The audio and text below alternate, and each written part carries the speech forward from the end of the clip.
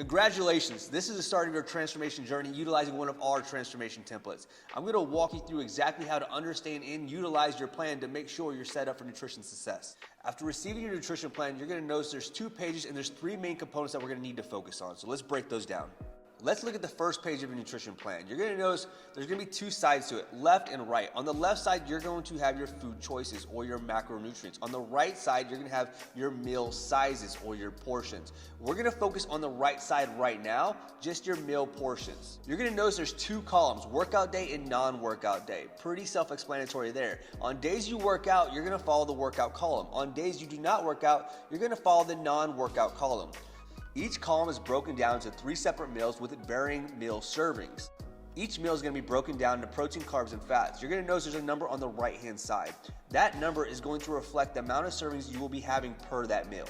For example, we'll look at the non-workout day meal 1. You're going to have 1 serving of protein, 1 serving of carbs, 1 serving of fats, and 1 veggie serving. Now we look at meal 1 on your workout day, you'll notice it's 1.5 servings of protein, 1.5 servings of carbs, 1 fat, and 1 veggie. Now that we understand the servings that our meals are made up of, let's look at the food choices on the left. You're going to notice there's 4 different categories for food options. So we have our proteins, our carbohydrates, our fats, and our veggies. These are going to correlate to your serving sizes on the right. So we'll start by looking at the proteins first. You're going to notice inside of this box there's going to be multiple protein options. What I want you to understand is each one of these are a lean protein source, and these are all going to be properly measured out to equal 1 serving per your nutrition plan. So let's look at some of the protein options together. We're going to start at the top of the list and we'll work our way down to the bottom. Each food choice is going to be accompanied by a specific weight. That weight is going to reflect 1 serving of protein per that food item. So you'll notice if we look at protein powder, it says 55 grams. That means we would utilize 55 grams of protein powder, and that would equal 1 protein serving.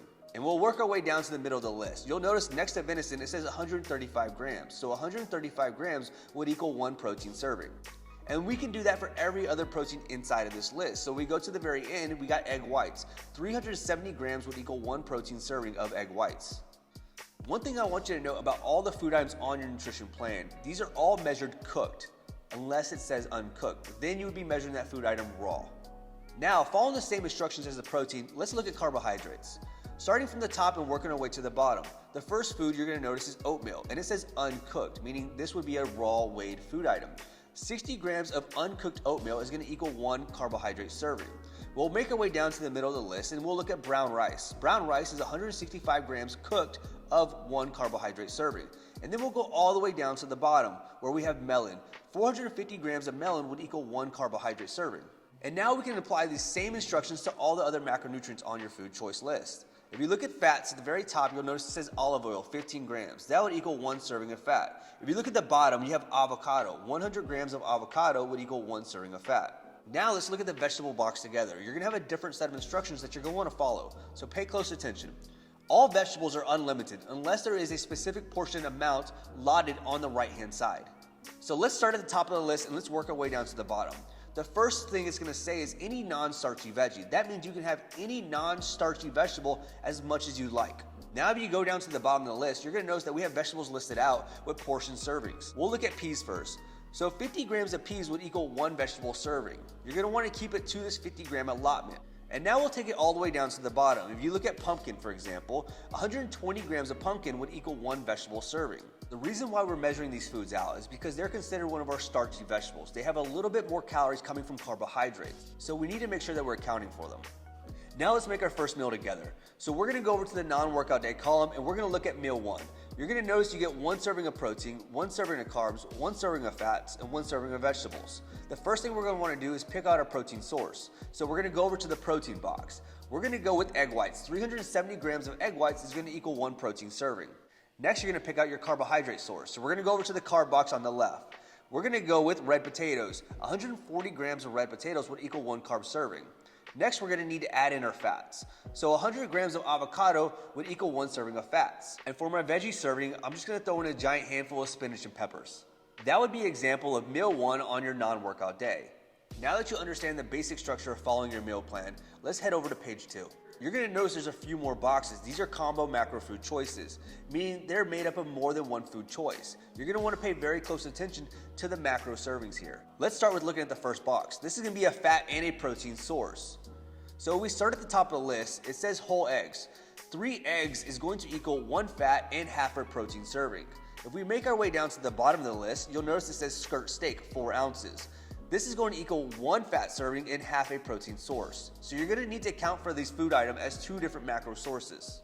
Now, if we look over to the right, you're going to notice another box. It's going to say carbs plus protein. If you look at the top of the list, it says lentil pasta. 58 grams dry is going to equal 1 carb and half a protein source. Now, if we make our way down to the bottom of the list, you're going to notice it says quinoa. 190 grams is going to equal 1 carb and a quarter of a protein serving. And if we go over one more box to the right, you're going to notice it says protein shakes. This is going to be our guidelines for our protein shakes, powders, and ready-to-drink beverages. 1 serving of protein powder is going to be 55 grams weighed dry. Your powder of choice must contain 3 grams of fat or less than 5 grams of carbs, and have approximately 20 to 25 grams of protein per serving. A quick reminder, all foods are weighed cooked unless it says uncooked. Now let's go over condiments and sauces and our beverages. When it comes to condiments and sauces, you may add any condiment, seasoning, and spice or sauce that have no added sugar and are less than 5 calories per serving. When it comes to beverages, you may drink any 0-calorie beverage of your choice. We recommend drinking a minimum of half your body weight in ounces per day. You'll notice on the middle of page 2, there's an approved condiments and sauce list.